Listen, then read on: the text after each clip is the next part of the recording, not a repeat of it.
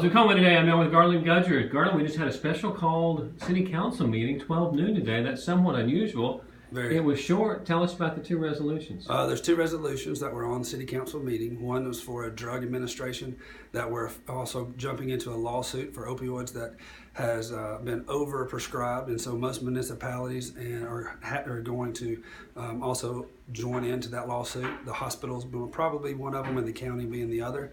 And so we're just joining forces to do it together to help the citizens of Cullman to hopefully get a payout back to us that helps our tax base. It sounds like it's going to end up being a class action type lawsuit that might go nationwide, right? It will be anyway. It'll be similar to the BP oil spill, and so we want to make sure that if the citizens can get a fair share of that money, that we want it to be able to. That industry was $500 billion last year, and so if the citizens are able to get some of that back, we want to make sure they get it. Yeah, I know there's places for that. There's a lot of folks who could use some help. Now, resolution number 2 is just the opposite. It's about beautification of downtown. Tell us about that. Yeah, that's something that's dear and close to my heart anyway. We have done a TAP grant, which is transportation enhancement.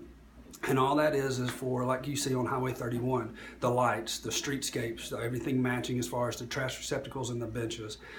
Today, it wasn't on our agenda this morning, and then we had a call from our grant administrator, Terry Acuff, and he said it would be great if the county could be a vehicle for this if they're not applying for it, which they're not going to apply for it. So we said instead of us doing 2 linear blocks like we've done for the last 10 years, we're going to do 4 linear blocks and allow that to be on the east side going down to First Avenue. And so we were excited that the county is looking at maybe allowing us to do that. But we passed a resolution in case they are going to, that they allow us to pay their matching funds so that we beautify the downtown and help the city and county together. It makes sense. I'm going to ask you one last question. Yeah. What was it anything to do on the meeting today? It was our tree lighting ceremony and parade. You got to do the ceremony. Yeah. That was pretty special, wasn't it? Man, I'm telling you, that was a first class program that the Park and Recs put on.